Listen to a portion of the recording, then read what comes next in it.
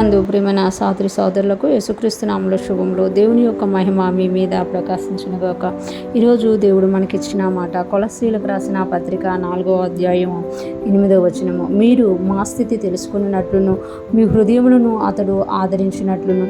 ఈ మాటలు మనం కొలస్సీ సంఘానికి పౌలు గారు రాస్తున్న ఉత్తరములో ఉన్న మాటలుగా మనం చూడగలమట. ఇక్కడ పౌలు గారు చెప్తున్నారు కదా, మీరు మా స్థితి తెలుసుకున్నట్లును.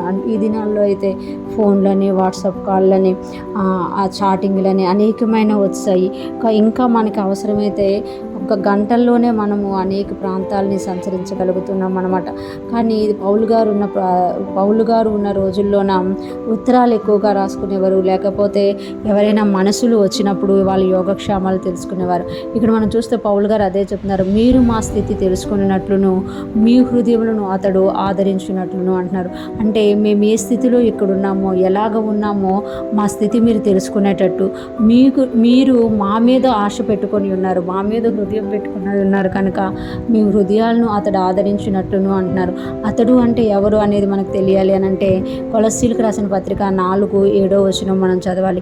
ప్రియ సహోదరుడును ప్రభువునందు నమ్మకమైన పరిచారకుడును నా తోడి సేవకుడునైన తూకీకు నన్ను గూర్చిన సంగతులన్నీ మీకు తెలియచేయును.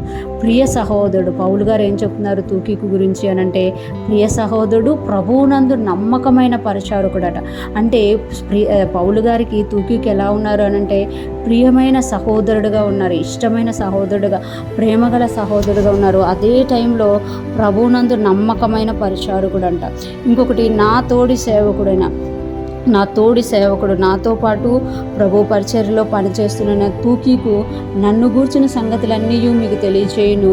మీరు మా స్థితి తెలుసుకున్నట్లును మీ హృదయములను అతడు ఆదరించినట్లు అంటూ 9వ వచనంలో చెప్తున్నారు కదా, అతనిని అతనితో కూడా నమ్మకమైన ప్రియ సహోదరుడైన ఒనేసిమును మీ యొద్దకు పంపుచున్నాను. ఇతడు మీ యొద్ద నుండి వచ్చిన వాడే, వీరి ఇక్కడ సంగతులన్నీ మీకు తెలియచేతురు.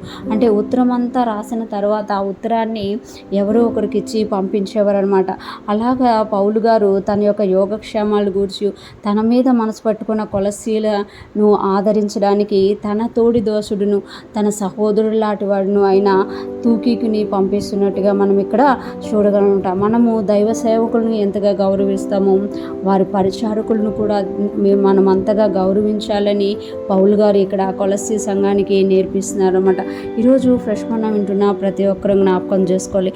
ఈ దినాల్లో అయితే ఒక ఫోన్ కాల్, ఒక మెసేజ్ అనేది మీకు వాక్యాన్ని అందిస్తున్న మీ సేవకులను కావచ్చు, మీకు పరిచర్య చేస్తున్న మీ పరిచారకులకు కావచ్చు, మీరు అంటే గ్రీట్ చేయగలుగుతారు. కానీ ఎప్పుడైతే మనము వారి యోగక్షేమాలను తెలుసుకొని ఆదరింపబడతామో, అలాగా ఆదరింపబడడానికి పంపబడుతున్న తూకీకి లాంటి పరిచారకులను కూడా మనం ఆదరించాలని, వారిని చేర్చుకున్నప్పుడు మనకి వాక్యాన్ని అందించిన వారిని ఎలాగ మనం గౌరవిస్తున్నామో పరిచారకులను కూడా అలాగ గౌరవించాలని పౌలు గారు నేర్పిస్తున్నామట.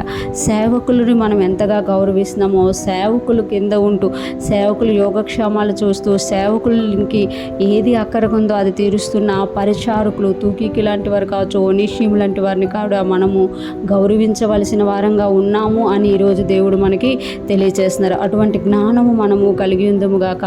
దేవుని రాజ్యంలో ఉన్న ప్రతి ఒక్కరిని, నిజంగా దేవుని ప్రభువుని నమ్మకంగా సేవిస్తున్న ప్రతి ఒక్కరిని మనము గౌరవిస్తూ ముందుకు సాగిపోదుము గాక. ఆమేన్.